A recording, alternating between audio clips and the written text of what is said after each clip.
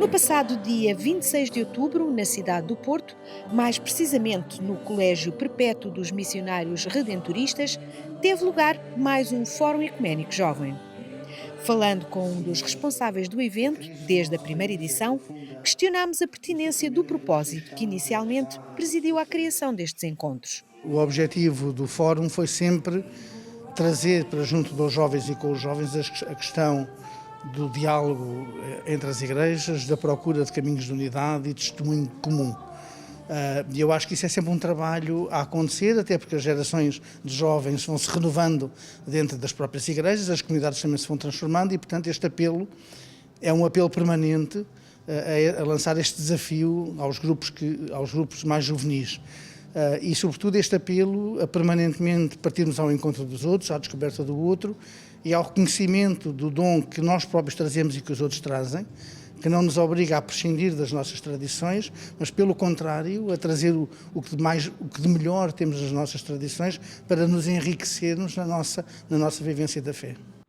O Fórum Ecuménico Jovem tem sido, ao longo dos últimos 30 anos, uma das poucas iniciativas que aproxima jovens de diferentes denominações para um tempo de partilha e reflexão. Daí a sua importância. Faz parte da nossa gênese, não é? Ao fim e ao cabo, reencontrar a unidade, nós que participamos da mesma fé e do mesmo batismo. E, portanto, concretamente com estas igrejas lusitana, metodista e não só. Temos uma longa tradição aqui no Porto e temos também uma tradição em Portugal de dar passos e fazer caminho conjunto em ordem a esta unidade. E esta é mais uma realização que, sendo de jovens, mais nos ajuda porque eles lançam reptos e são sempre pessoas que nos interpelam. Uma das principais coisas que é importante na questão do ecumenismo é nós conhecermos os outros, aprendermos as tradições dos outros, quem sabe até adaptarmos algumas tradições e algumas coisas que os outros fazem, que é isso que depois nós levamos sempre alguma coisa para casa. Só depois de nos conhecermos nós aprendemos a importância do respeito e também porque estabelecemos com o outro uma relação de proximidade e muitas vezes, a maior parte das vezes, também de amizade, e é isso que nos aproxima. Em ano de celebração do 50º aniversário do 25 de Abril, o Fórum Ecuménico Jovem escolheu como tema Firmes na Liberdade.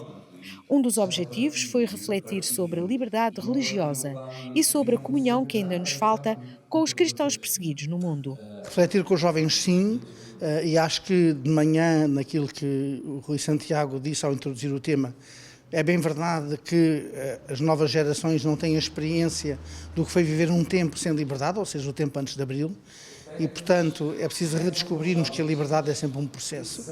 Portanto, é sempre algo pelo qual temos que lutar, porque encontramos novas formas de prisão, novas formas de vida menos digna para os nossos irmãos e as nossas irmãs, e às vezes no nosso próprio cotidiano, e, portanto, a liberdade é sempre algo a alcançar, sempre algo a descobrir. Depois de perceber que o fato de sermos cristãos, e sabemos isso, que Cristo nos chama à liberdade, não só nos dá a liberdade como dom, mas nos chama a viver essa mesma liberdade e, ao seu jeito, o amar como vos amei é, sobretudo, uma liberdade que se torna dom e que se torna vida entregue.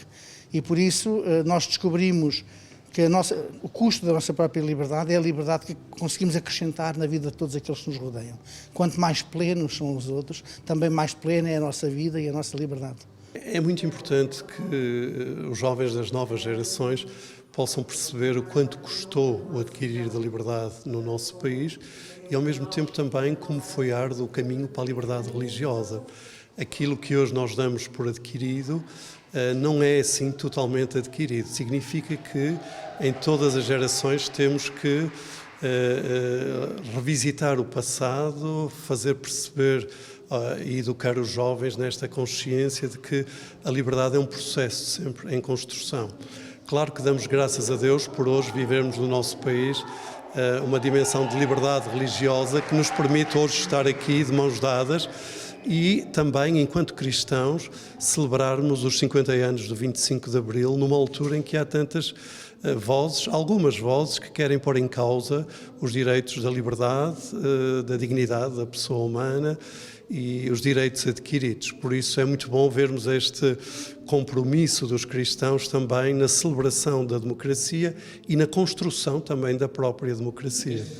Enquanto nós damos passos, de facto, para o respeito mútuo entre as religiões, agora no diálogo interreligioso, sabemos que, infelizmente, em todo o mundo, nem todos dão esses mesmos passos.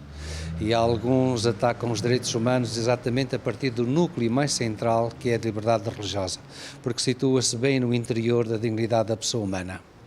Lamentamos, sinal que ainda estamos num mundo a muitas velocidades.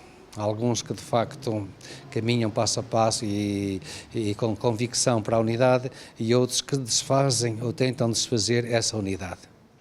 Na parte da manhã esteve presente o arcebispo de Erbil, no Iraque, Bashar Wardah, que vive já há 10 anos um tempo de terríveis atentados contra os cristãos. Falou da sua experiência e resumiu desta forma a sua intervenção.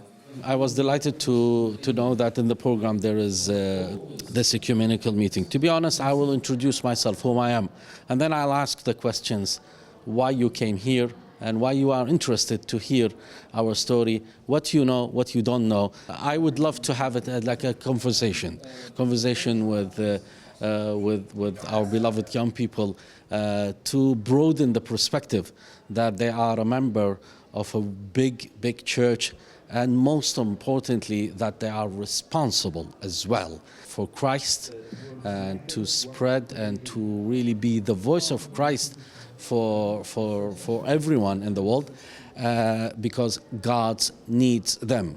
They don't need God. God needs them, and we live in a culture. I think they have everything. As Admir, they have everything, but God is in need for every one of them. So all they have to do is just to ask God, what you need from me. A tarde foi preenchida com workshops à luz da pergunta livres para quê? O 23º Fórum Ecuménico Jovem foi um recomeço pós-pandemia. Reuniu uma centena de jovens que, uma vez mais, deram visibilidade à dimensão ecuménica da Igreja. Para o ano que vem, voltaremos.